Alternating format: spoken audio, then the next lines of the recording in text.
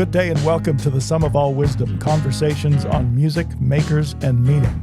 I'm your host, Dr. Scott Catey. Today I'm talking with Dr. Ramilya Saubanova and Juan Gonzalez, founders of the Union Square Soirée Salon concert series in Baltimore, Maryland.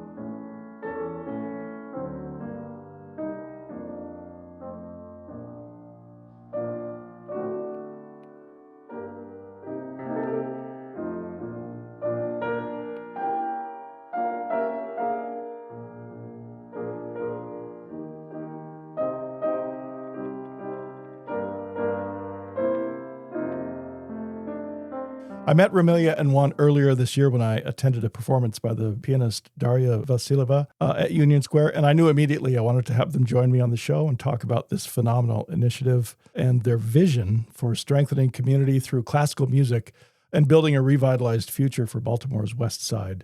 That piece we just heard was an excerpt from Ramilya's performance of Chopin's Ballade No. 4, and we'll talk about some music, of course, and the experience of music in a salon setting. But we started the conversation with the history of one of the key protagonists in the development of this project, and that's the 1872 townhome where the salon is hosted. Thank you very much, both of you, for joining me. This is such a thrill to have you on here today. You are the founders, as I said, of Union Square Soirée. It's a concert series presented in a salon setting in a townhouse, rowhouse. Which is it? Is it a rowhouse or a townhouse? You know, I never knew the difference. I think like it's a row house, in a sense that it's row, but it's also a townhouse. Like, I'm actually the third owner of the house. Oh, really? Yeah, the house has a history. Yeah, and it's on the website too. You know, one of our, I guess, board members did the research on it, and it involved a love story, heartbreak, and the short of it is a tobacco trader. And the reason it's both a townhouse and a row house is because he bought it primarily to do business during the week, and his family would stay in what is now Catonsville, because the city, with outbreaks of cholera and all that stuff, sometimes it's better for the genteelness to pass the heat of the city, particularly during the summer months in what is now the county, which would take a day to get there. Right. So, when the year of the house was built? 1872. And you're the third owner. That's fascinating. Well, what's interesting is like when I bought the house from John Scott, he was a local guy, went to Micah, and his ex-wife, she was a Savannah socialite, and she left him because it took him so long to build a kitchen. And even when I bought it from him, the kitchen still wasn't finished. So they were both professionals, I had to wear a jacket and tie to go to work. And she finally said, "I'm done with this bohemian lifestyle. I'm out." So the first thing I did was build the kitchen. Nice. But the lady who was a little girl at the time, one of the daughters came to visit, and she was like 100 years old by this point, and she's like, "Can I ask you a question? Can I see the parlor?" And I would have said no, because it's kind of like the Little Prince. What you don't see is better left to the imagination. Right. All the furniture and everything was already sold, wasn't as grand. And because kids were not allowed to be in there. That this is really where he did business, where men would have cigars and drink whiskey and do business. So Union Square was basically a bohemian neighborhood of what we call like Germans, German speaking Baltimoreans, like H.L. Mencken. H.L. Mencken's house is like across the street. The famous journalist who covered the Scopes trial. That's what he's, I guess, known for, And a famous journalist, you can't get better than him, And this one of I guess one of the guys who loved him donated $3 million, and now his house is a museum. So when you come back next time, I'll show you his house. Nice. I look forward to that. That's great. Yeah. That's right. And they used to host concert series there. So I'm not the first one. H.L. Mencken had perfect pitch, so he used to play the piano. No kidding. Yeah, wow. And you know how Germans like the big brass, and so he would bring people, and he was an opponent of what do you call it, the dry laws, prohibition. Oh yeah. So he just ignored it. He just kept having beer and drink there, because he thought it was an anti-immigrant policy. But I'll wait. But there's a lot of history here. Really interesting history too, right? Famous people. Yeah. Like the WASPy people would stay in Mount Vernon, which is the central part of Baltimore. And those were old English Catholic families. I guess you can't call them WASPy, but they were this old Baltimore families, like where the Maryland Club is and all that. And Union Square was where the new Germans, immigrants, came in. And the Germans, of course, Bohemians came in with money. They were like the one immigrant group that came in prepared to immigrate. So when you say Bohemians, you mean people from Bohemia, not the sort of artistic. From Bohemia. Yeah. Exactly. The Sudetenland. Yeah. So just for context, I think you said Baltimore, but I want to make sure that people listening understand we're talking about Union Square in Baltimore in Maryland. And it's a beautiful place right now. I mean, I saw it when it was very locked in with snow. The last time we were there, it was, still that snowpocalypse, whatever you call it. Yeah. But it's the houses facing the park and the buildings around there, and the area is really lovely. And what you've done with the townhome is fantastic. And the how you've sort of fixed it up, but also what you're doing with the soiree, which I first learned about from LinkedIn of all places, because Daria Vasileva was talking about her debuts in New York and Baltimore at your salon on her LinkedIn site. And so I'm friends with her on there, and I followed through, researched where the show was and what was going on, and got tickets, and we came to that. And it was an amazing performance. I mean, I want to know so much about how you guys came to this, especially like what are the origins, and how is it that you developed this idea to do a salon in Baltimore and feature these kinds of musicians and young musicians? We're so happy that Daria brought you to us last time. We were so happy to meet you. I want to say that it's a confluence of a couple of things. I would say the protagonist is the house, right? It reminds me of like, one of Henry James's novels, Union Square. Henry James lived in one of the squares here. We're like the redheaded stepchild of the squares. There's Lafayette, Harlem Park. So Henry James' family's from Harlem Park. So he wrote Union Square. So there's a film where Union Square cannot happen in New York because NYU now owns all the properties there and tall buildings and stuff. So you can't do it accurately. So the movie is actually filmed here. No kidding. Wow. Some of the houses are actually featured here. Union Square's never gone up and down. It's always just stayed there. It's a historic neighborhood.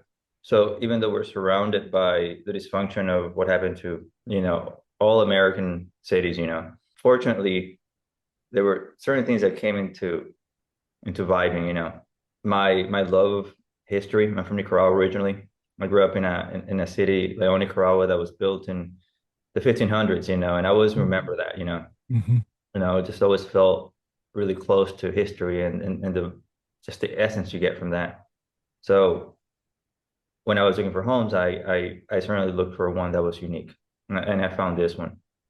Now, the beauty, and I don't want to speak on her behalf, is Peabody Institute is here too. So Baltimore, one of the things we have, and there's like a love-hate, we're sister cities, DC and Baltimore. But historically, Baltimore was the more rowdy one. We rejected prohibition, as I indicated. Maryland did. It's a Catholic state. But it also brought a lot of culture. And Peabody Institute, the oldest conservatory in the country, has attracted the best of the best. So I'm at a party in Mount Vernon, the neighborhood I told you before. One of those fancy parties where every attorney works for the DOJ or General Block. And one of my friends comes in, and they have a Steinway too there, and Baby Grand, and I had met Ramilya before at another party in the neighborhood. Here, in Union Square. In Union Square. Nice. And then I said, "Hey, what's up?" When we start talking, of course, I'm drinking too much. And she's like, "Juan, I didn't even know what you were saying." Because I talk a lot. I used to be a teacher,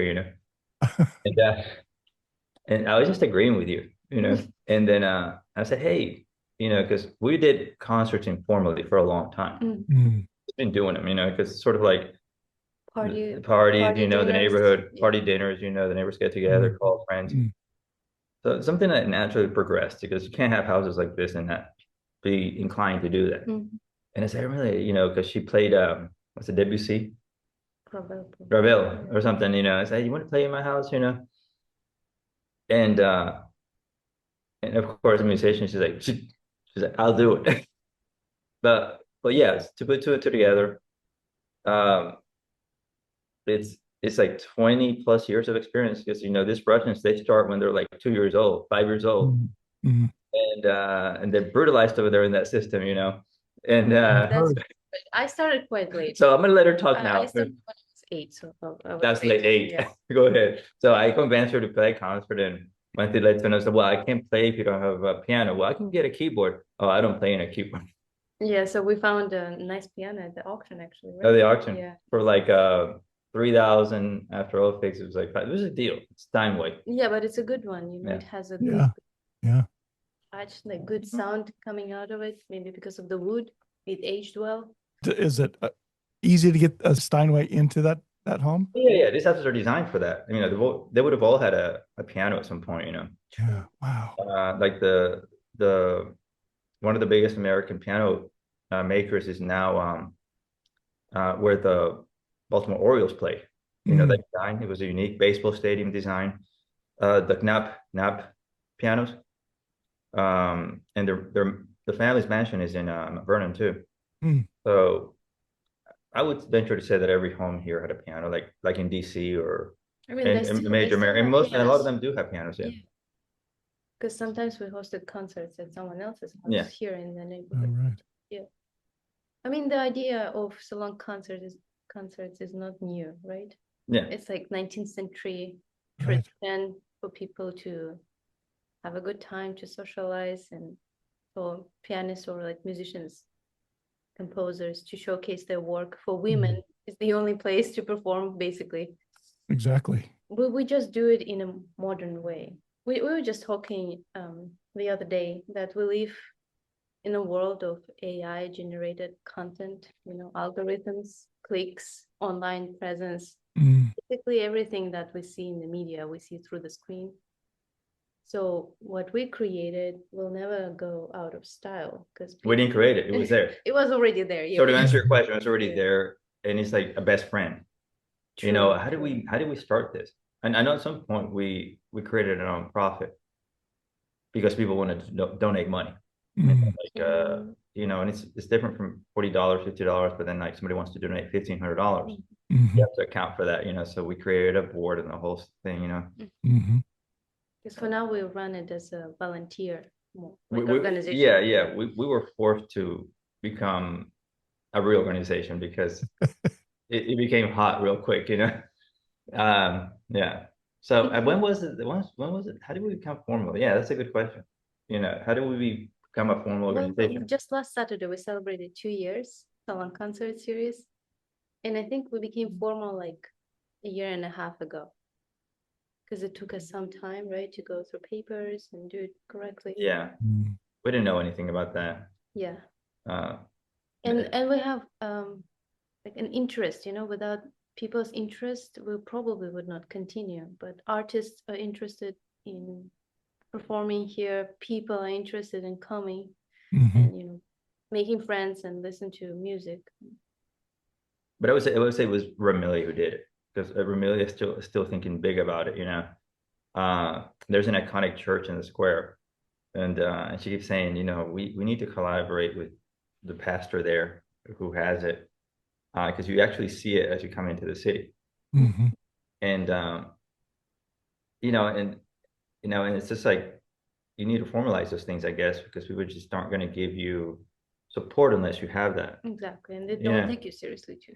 Yeah, and you know, we were just sort of like, you know, there was a lot of fun going on. You know, people are like, well, I'd like to give you a check for some money, or I'd like to help you, I'd like to support you. Who does it go to? You know? And you know, that's the thing. I mean, I guess the subtext too is like it's just it just naturally was birthed out of like what we had been doing through either progressive dinners for a long time, and I guess the other thing is like I said before, Union Square is sort of an island in a lot of dysfunction. As you drive in, it hits you. So you know, you go to Fells Point, or like it's for a common reference, you know, in DC, Capitol Hill or Georgetown, you know, you're less likely to need it because, you know, you can just always go to like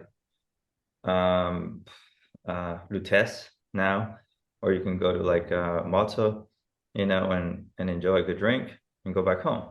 Here, you know, we just are sort of and I want to be careful with that because I don't want to trash the neighborhood either, but we have to be. It's great. It's great, you know, but we do like the coffee shop, the bars, and so we do have some, but we tend to do more fun in a non-capitalistic way.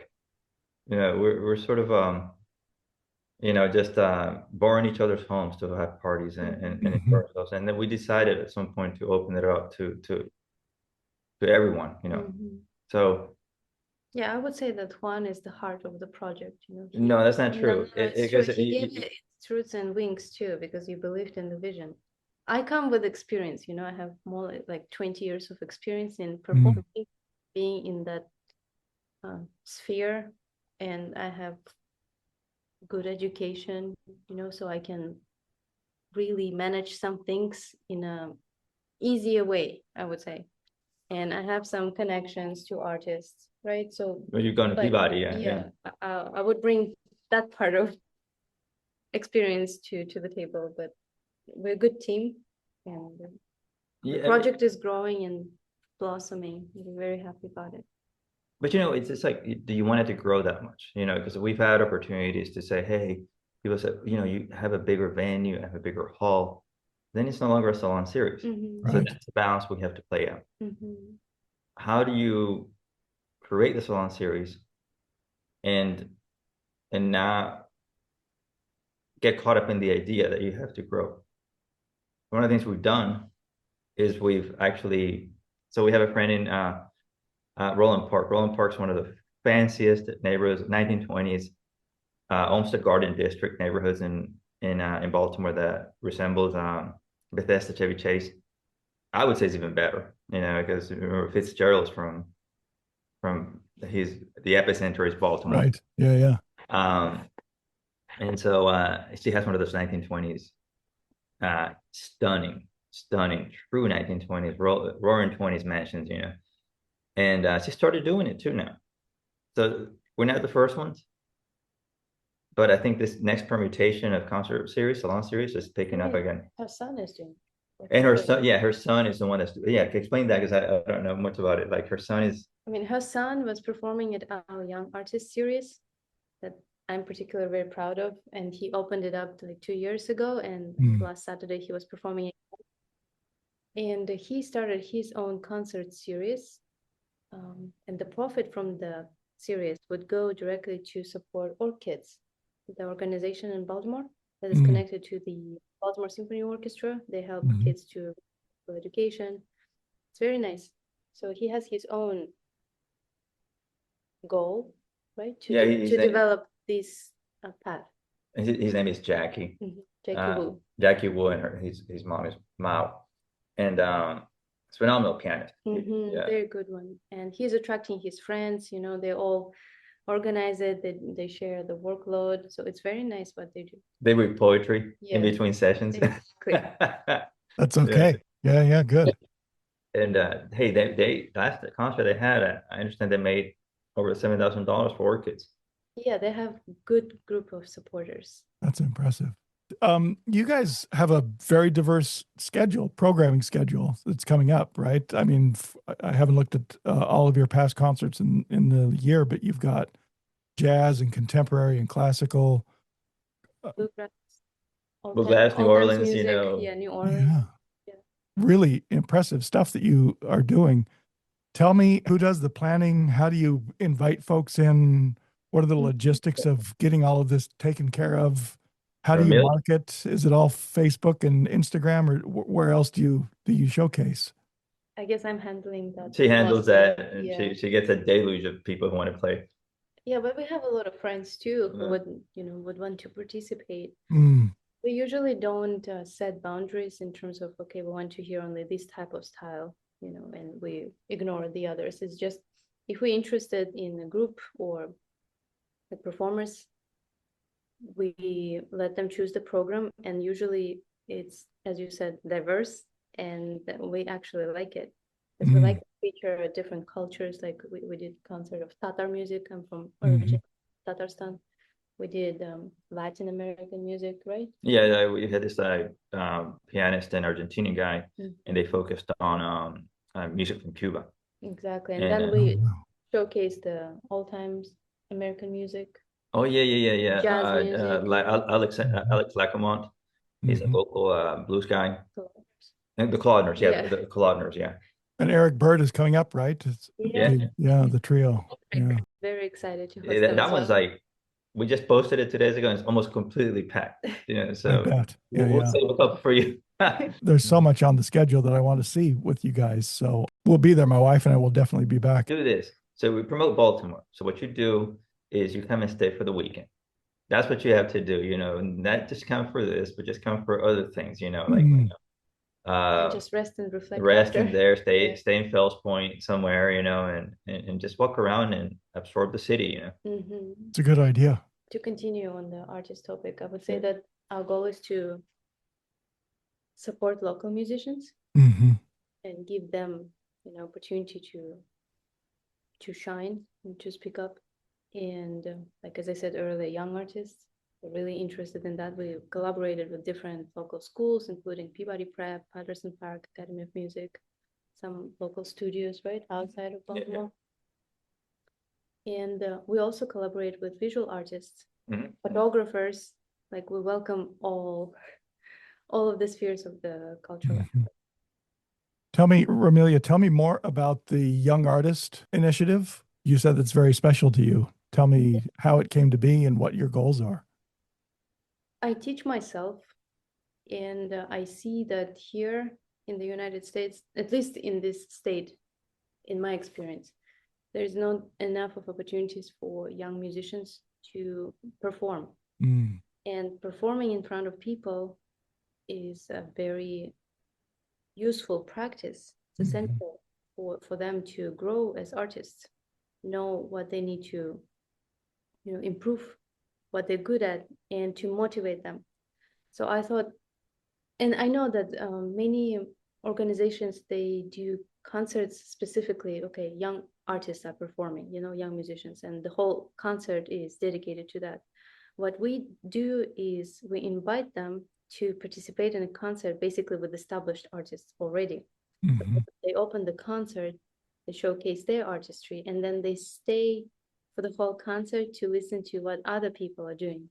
And I think it really opens up their boundaries, their world, and make them more rounded musicians.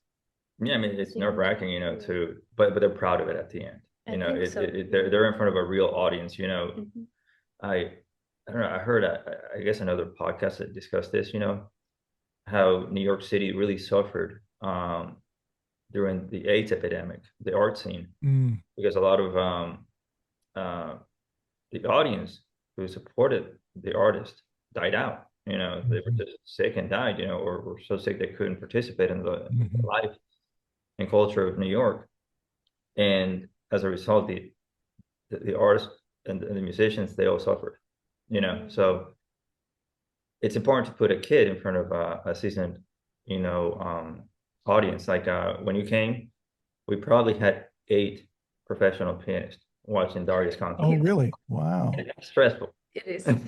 It's stressful, but it's also, Yeah. I mean, it feels to me like this is such a receptive and interested and engaged audience. And then the afterward, It is. I've performed, and now I get a chance to speak with these 8 pianists who are in the room watching me, who can give me guidance or advice or at least reflection on my work. I mean, that I think seems like a really powerful model for getting young people in front of an audience performing, for some of the first times in their careers. And also jam afterwards. Oh, That's usually the jam. Did you Right. stay for the jam afterwards? that's the I favorite part didn't. We for couldn't me. stay, but Oh, next that's time. when the real party starts, Right. Yeah. We have one guy who has to at least have 2 whiskeys before he starts. And he's good. He's really No, good. it's fun. Yeah. It's really fun. Yeah. And I think kids also see it, like Mm. how they can evolve, and Yeah, the music's fun too. It's not just like you and play it's entertainment as Yeah. well as something educational. Yeah. And community, right? So you're bringing in people who are live there, who are resident there, who make their livings there, right? I think that also is a really part of the salon ethos, right? Is to make those things happen and to drive musical culture in a way that not just AI and technology and streaming, but even showcasing an artist in some place like Carnegie Hall, for instance, just a big audience, and it's a whole different feeling. So I think for me and my wife both sitting there, I mean, we got to sit. We were 7 feet away from Daria as she played. Oh, yeah. You can see her body moving. You can see the movement that she uses to make the sounds that come out of the piano. It's amazing to be that close to somebody when they're performing, especially, I mean, Scriabin, come on. Huge piece of music, right? The Black Mass was like, oh my God, right there in the middle of hearing that. It was a phenomenal experience. So It's a different vibe, like too. It's a different. I would say. So we've had musicians, that for instance thrive better in the salon format, and we've had some really renowned musicians who don't thrive as well in the salon format. Yeah. And I what think happens it's really when that's the case? like they were uncomfortable. You could tell they're uncomfortable. Yeah, but they adjust. So it's like it's Yeah. a couple of seconds when they're really uncomfortable because of setting, as you said, the people sitting so closely. Sometimes it could be distracting. Forced to break the fourth wall, and then so the theater mass that you have is off, and so all your deficits, whatever, are there in front. Yeah, everything is up close, Everything is up close. While like I'll brag about, we have 2 Italian ladies. We call them the Italian ladies. And when I was in Italy recently, like in Rome, and I noticed that Italians are used to the salon setting a lot more. So they're used to the antics of like being, that people are talking in the background or drinking a little bit too much, and it's just part of their culture, Italian culture. And these Italian ladies killed the house. Yeah, they Standing know how to ovations. handle They know it. how to handle. They know how to break. They barely speak English, but they know how to like talk about it. They know how to engage the audience. And they told me that I prefer this. I prefer this setting. They don't know what to call it. They're like, they prefer it, and they thrive in it because that's part of the Italian culture. But in America, we do more like you play at Carnegie Hall, boom, You're a star. and you see the musician walking out, Very and driving quickly. off. Very quickly. Yeah. No, I And mean, there is a mask, right? I mean, the performer Yeah. mask, and this what you just said is in that close to the audience, breaking down the fourth wall and taking the mask off. That's a whole different sort of how am I as a human being, as a performer in this space, and that it challenges the professionals. Some of the professionals is, I think, really interesting. exactly. I mean, where I come from, it's also not common to play in small places, small venues. We usually have big halls that can fit like 400 people at once easily. So when I started doing these salon concerts, it took me a while to get comfortable and create a new persona, you know, like how I would deliver some information, how I would perform. We had a discussion with Juan that music is entertainment. And I would always say that I kind of disagree, but you know, I find that it's like 50-50. You're supposed to entertain the audience. This is, you know. You know, it's like, it's not, and I'm not saying that she's a troubadour, you know, for the Not court in to that play, sense, yes. but you know, like I'll say this, you know, Ramilya was telling me that when she went back to Russia recently, she did pack one of those concerts, 400 people and stuff, and she brought some of the things that I guess we picked up here. Yeah, I gained like the salon concerts. now she was serving champagne and a few hors d'oeuvres, and it was a total huge Making people hit. to talk after the concert, you know, and just reflect what they saw, like share their feelings or emotions, and they really liked it. And they just tell me now they're copycats doing it in Russia too now. What she brought. And it's not common to talk, you know, much during the concert. You just basically sit and play, and someone else is announcing your pieces. So it's very different setting. People are very like serious. Because you were introducing the pieces and stuff. Yeah. Yes, and I would like combine two things in one, and it would create a positive outcome. So you said it's 50-50 entertainment, and what's the other 50%? Professional. I would say educational component. Education. Yeah. And let people, you know, I used the word reflect a lot while we were talking, but I want to say that go and see what's happening inside of the person, you know, and reflect on what are we thinking about? Are we thinking critically about something? Are we reflecting on some of our emotions, you know? And usually when people are distracted too much, like, as we see it now, you know, like too much information everywhere. It's coming from every angle. Too much of content, too many people, you know, too many arguments, like so many crazy things are happening in the world. We just don't have time to sit and think of who we are, what do we want, how we feel, you know. And during the concert, I think when people are listening to the music more carefully and more attentively, it creates that state when you can actually transform some of the things that you're going through and just let them go, for example, or some emotions, like the popular one is described while listening to the music is catharsis, right? Catharsis. Yeah. Catharsis, you know. And music has many ways to help people to look at life through different lens, see the message or hear the message that is coming from the composer or the world, the community. Yeah. I tell you, Ramilya is really elegant in the way she says this, and I don't mean that with sarcasm. She's really an elegant writer and an elegant. It's shocking because she came here as an adult, but when she writes emails and stuff, it's like, how the hell did you do that? You know, but, you know, it's just natural. I think we forget that formalism, when literary theory starts in Russia, you know, and not necessarily in Germany. They write a certain way, they speak a certain way. But I think what I mean by to keep it in more prosaic terms, you know, what I mean by artists as entertainers, and by 50-50, what I mean by that. So I'm sure he won't mind that I use him, but we have a guy who's still showing an exhibit in our house. Fernando, you know, it's a Spanish guy, you know, and he did a sculpture on COVID, and it's sort of like Prometheus bound. So I think you saw it, like the COVID molecule, whatever is virus is like dragging the contemporary student down. And we've had two people that wanted to buy it, and he's like almost judging the buyer. Oh, I don't sell my art to anyone. What do you think? And what is this? I think the fact that we charge money for the musician no longer owns that piece. And that's why it becomes entertaining. Every person who paid now owns a piece of that. And it's no longer Ramilya's interpretation of Chopin or whatever, you know, it's that person who bought it. And you have to be willing to sell it. You become an entertainer of that right there, as opposed to being by yourself in a room and just playing for yourself for your own gratification. And so in this case with Fernando, he's purely academic, as Ramilya would say. He won't sell it. And they've offered him good money. Last time it was like 1,500, 2,000, 3,000. What do you want? No, no, no. I think I'm just going to keep it. Meanwhile, it's in my house. and It's a good piece, though, right? I mean, you got to have something in your house. That might as well be that. why should sell it to you for like 500? Because yes, you have the intellectual capacity to understand the piece, whatever that is, right?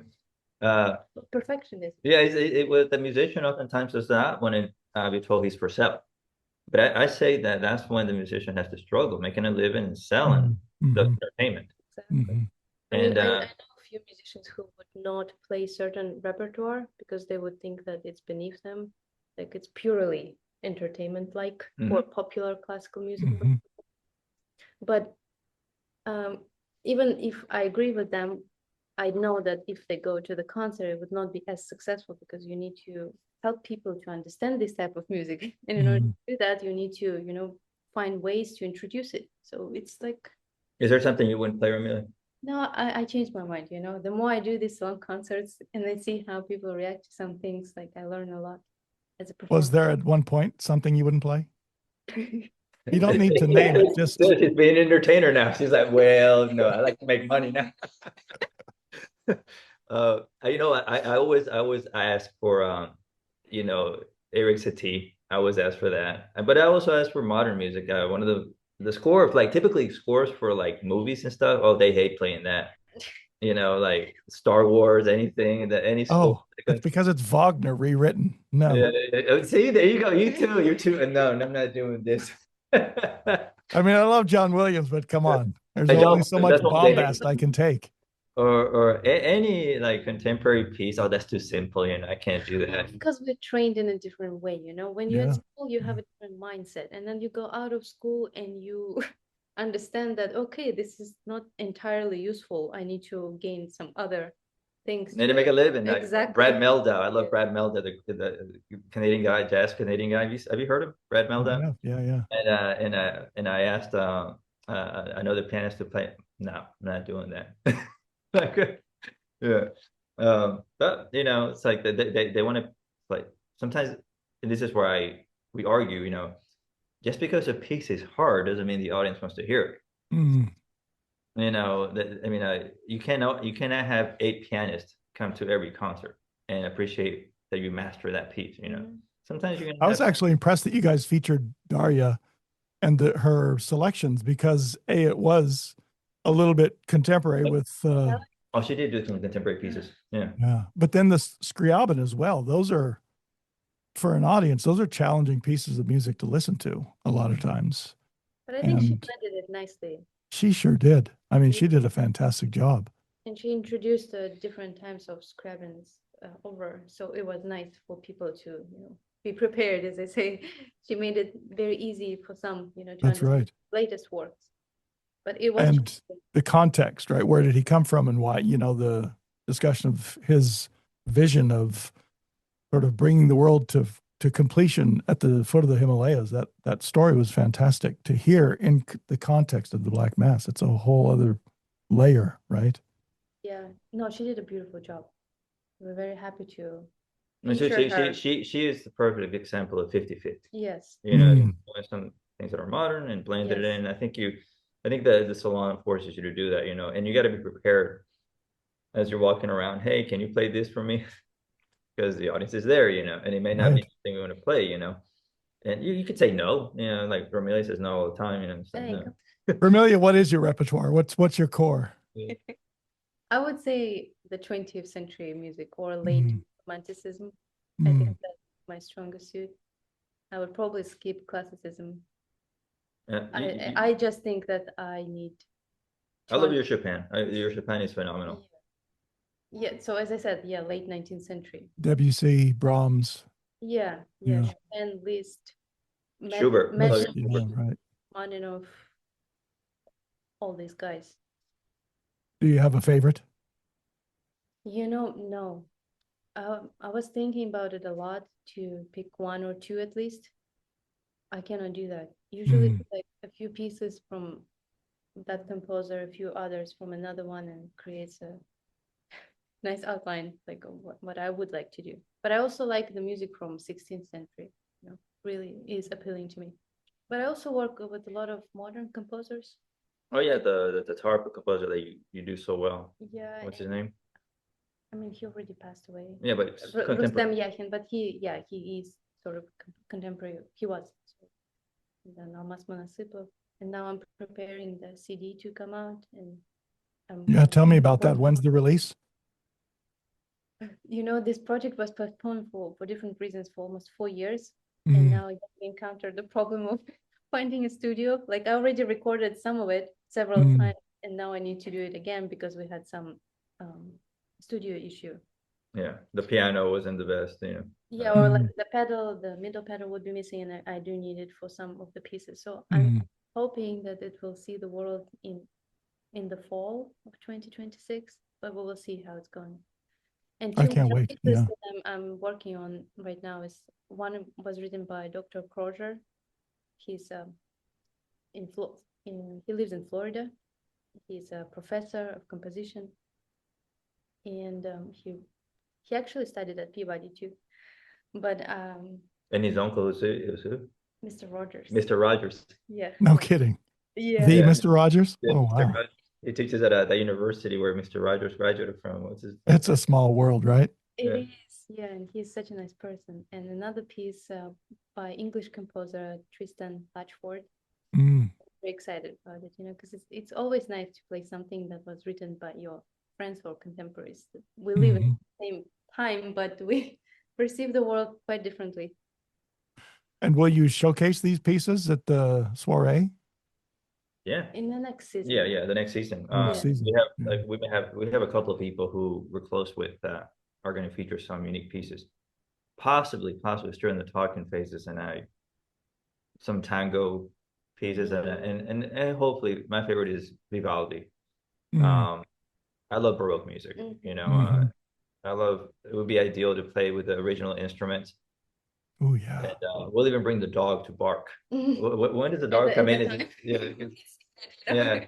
Yes, I didn't know this. I didn't know that Vivaldi was the first one to bring the city life into the actual composition. There was actually a dog that would bring in the things like incorporated. Yeah. So we're working on getting some musicians who could perform it in historic instruments. Yeah. It's fun too. That's the thing. This is fun. Yeah. No doubt. I mean, it's got to be fun bringing all that together and seeing it do what you wanted to do to achieve your mission. That's got to be gratifying. Tell me a little bit about the coffee. All right. So, have you tried a cup of coffee when you were here? I was enjoying the wine. Didn't try the coffee. So I had an idea. Well, my family is in the packaging business and coffee business in Guatemala. Originally from Nicaragua, but like during the war in the 80s, we just kind of had a diaspora. Some of us stayed in Central America, some in Guatemala was a place to go, where Mexico, and some of us came here to the US, But when they heard that we were doing this, we all thought about it, because how do we, they just thought, look, people give CDs all the time in concerts, and CDs, who even has a CD player? Why don't we just enjoy coffee, drink a coffee, and enjoy the music? And so within the actual can, we have all the artist or visual artist information, the portrait or whatever. In Ramilya's case, is a portrait of her, and a link to her website, a link to her music. And we just thought, that's better than just a CD that you're just going to throw away in a corner, to have something that you enjoy, the coffee, the music, and carry and keep a souvenir, and support the artist, because the money goes goes to the artist, And so, we're still we haven't, problem that we have with the organization, it grew so quickly that we need more volunteers and people who are, we don't have the time, we have different jobs, too. Yeah, we have like real jobs too that we go to, and as far as it is, we get exhausted. It's an organization, it's infancy, and maybe one day we can find that it can sustain itself, and we can hire Ramilya to actually just do this full time, and other people, sort of like it would be ideal to have something like the Creative Alliance, and we got some ideas from them. How they started, and Barbara Mikulski, former Senator Barbara Mikulski, she's the one that spearheaded that, and that, like us, actually started in a more humble situation. Started out of Fells Point at a 2-story row house, where the people would just come and read poetry and people would just jam. And then I don't know if you recall, but Fells Point was slated to be demolished. And Barbara Mikulski was the I guess the bulwark that prevented that from happening. And thank God it didn't happen, And so she also sponsored a lot of her. It was a Polish neighborhood. Barbara Mikulski being a Polish background, she lived there, grew up there, and then so she embraced all these organizations, revitalized the area, and the Creative Alliance, is a major cultural center in the East Side that brings all of it together, and hopefully her vision, if we can get some of that to revitalize this area, to make it a cultural epicenter and help Baltimore culture in general, we'll be proud. Like, look. No, we have a lot of ideas. Yeah, we have ideas. And we use our resources that we have, but of course, with more resources, we can do more. Absolutely. That would be ideal. Yeah, if we had a politician, the likes of Barbara Mikulski and people who would, share the vision with us too, like that, because it wasn't just her; it was other people that came together to create that happening. It would be like the West Side version of it, the more classical music oriented version of that. And you have a commissioner on your board, a city commissioner, right? So that's got to help for some. It does, and we're going in that direction, hopefully. But I also think it's important to, where we're unique is that we do heavily focus on classical music. Classical music, it's something I believe exists for a reason, and it's enjoyable to me. I love it, and I'm not a classically trained musician. I'm not a musician at all. I just enjoy it as the dilettante of sorts, So I said I'm going to learn one day, but I haven't yet, but one day I will, Hopefully, I'll donate the place to the Soiree one day, and it just becomes its own thing. As long as I put a picture of me somewhere. Exactly.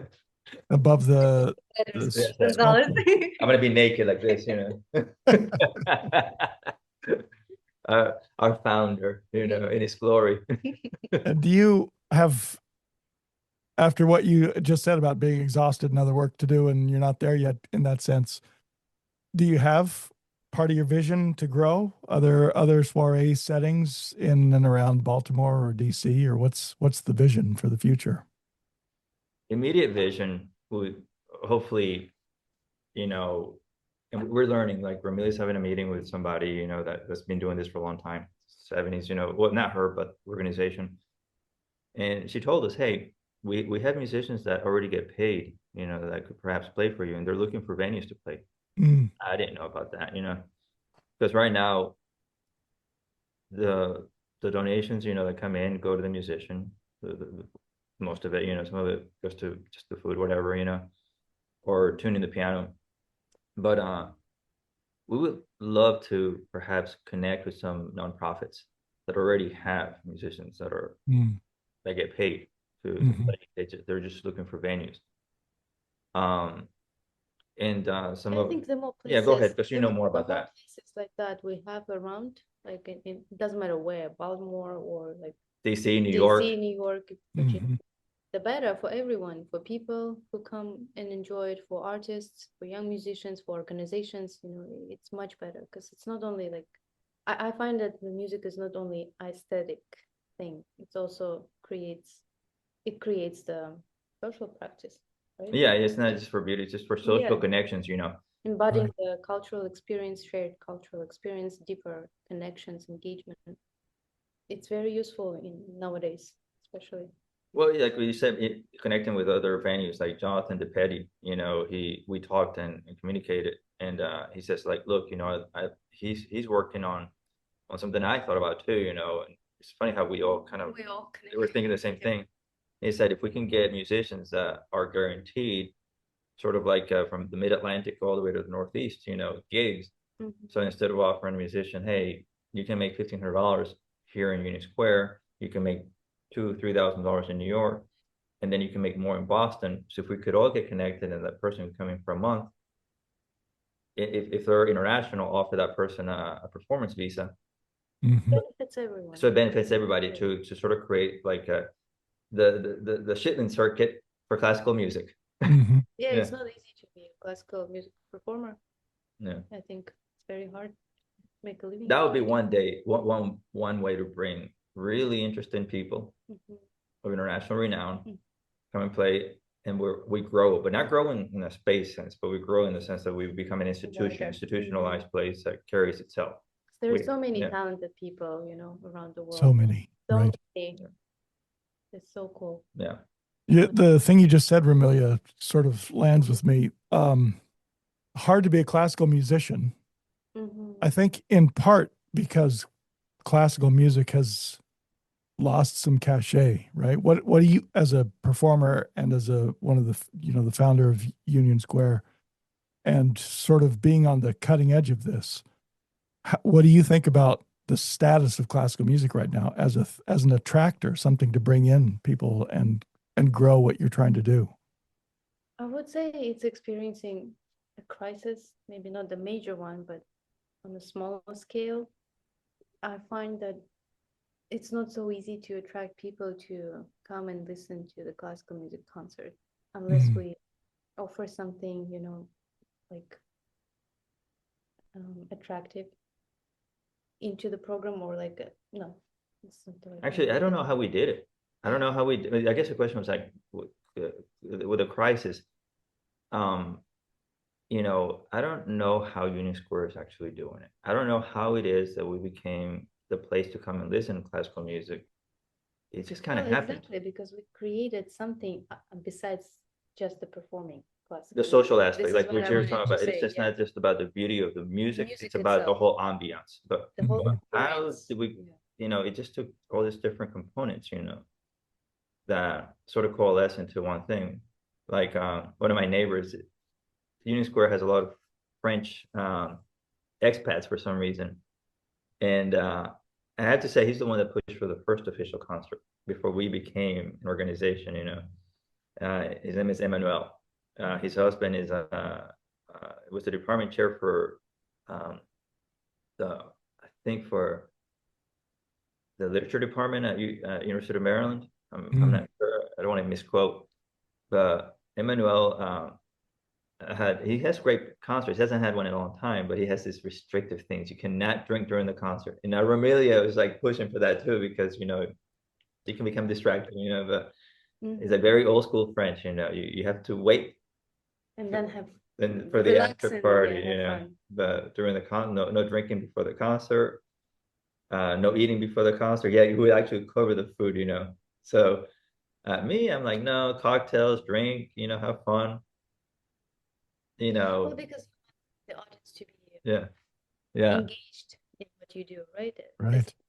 And when the food is there and the drink is there, it becomes more like background-ish entertainment. Those are the things that we have to play off. That's where the question, entertainment versus solipsistic, art for art. Art for art, I'm like, no, art for the audience. Yeah, stage for art for art.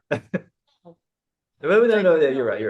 Yeah. We're trying to collaborate on many things and be flexible so it works for everyone in the setting.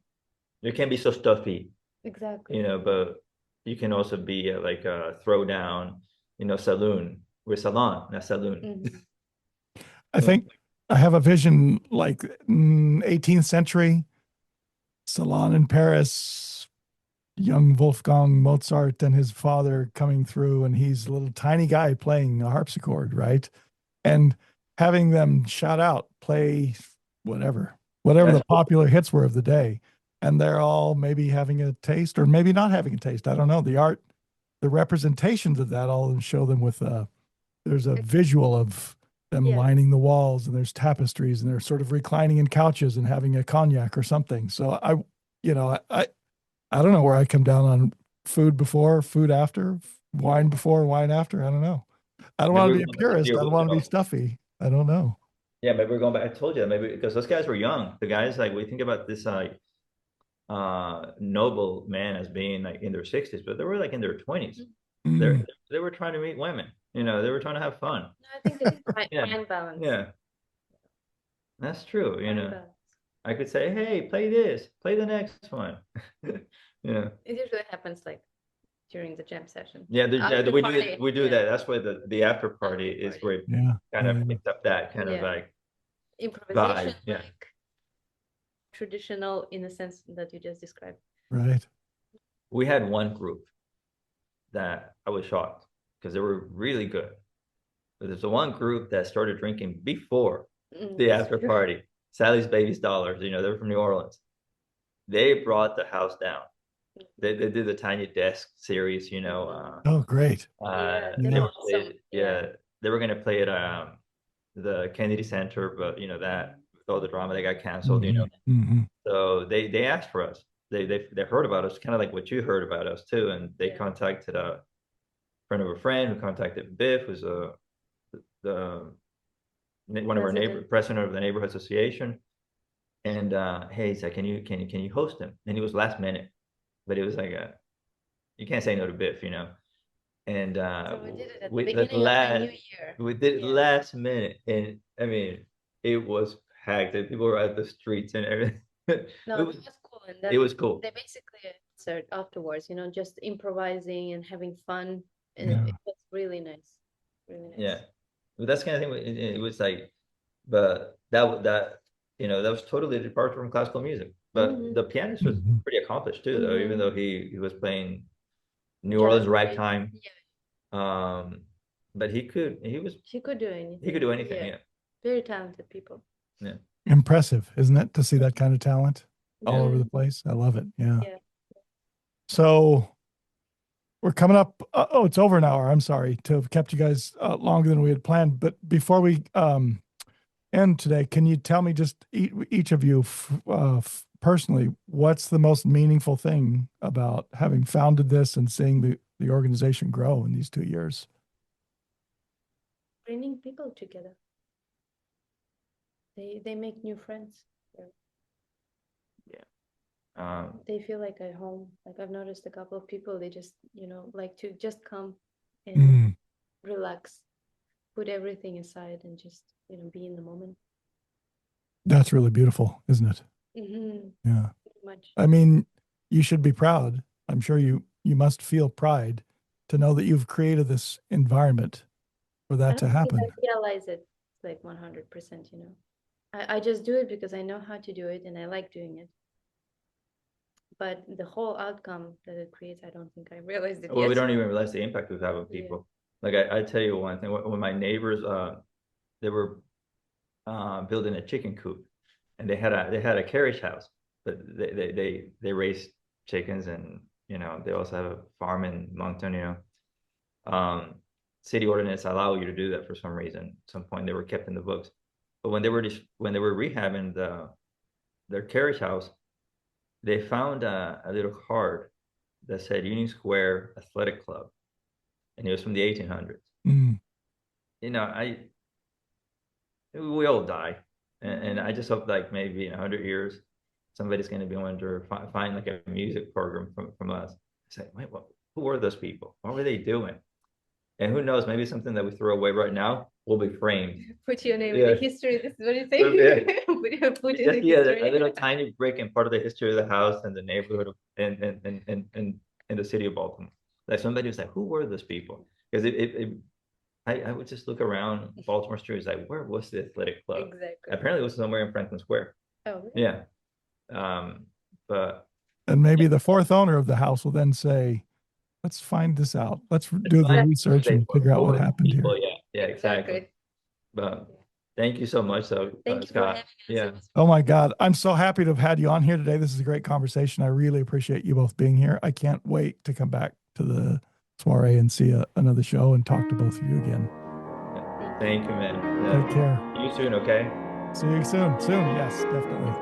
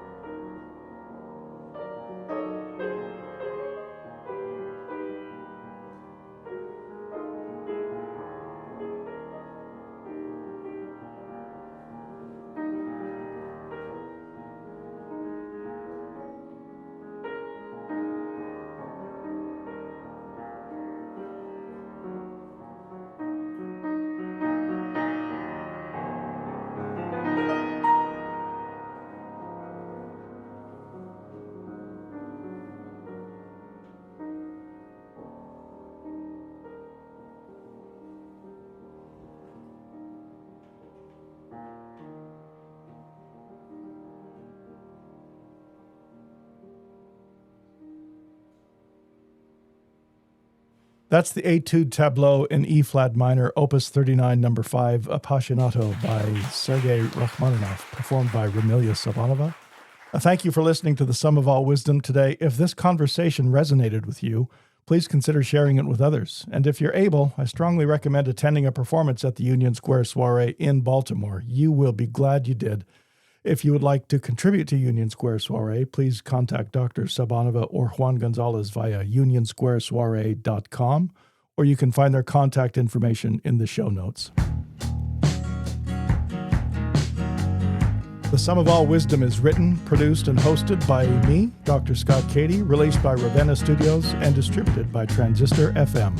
Thanks for tuning in.